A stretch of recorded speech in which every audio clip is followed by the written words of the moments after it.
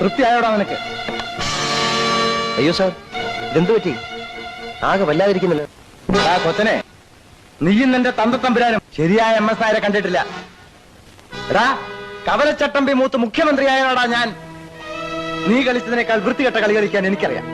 ഇന്ന് ഈ നിമിഷം രാജിക്കത്ത് എഴുതി എനിക്ക് നീ തന്നാൽ മാന്യമായി നിനക്ക് പിരിയാം. ഒരു പ്രതികാരവും ഞാൻ ചെയ്യില്ല.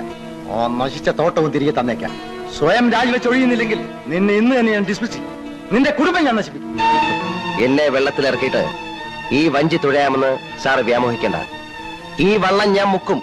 21 ഭരണകക്ഷി MLA-മാർ എന്റെ കയ്യിലാണ്. എന്നെ തൊട്ടാൽ നാളെ പ്രതിപക്ഷത്തിന്റെ അവിശ്വാസ പ്രമേയം വരും. ഈ വള്ളം മുങ്ങും. പ്രതിപക്ഷത്തിന്റെ സഹായത്തോടെ ഞാൻ വേറെ വള്ളം ഇറക്കും. ഞാനായിരിക്കും അതിന്റെ അമരക്കാരൻ.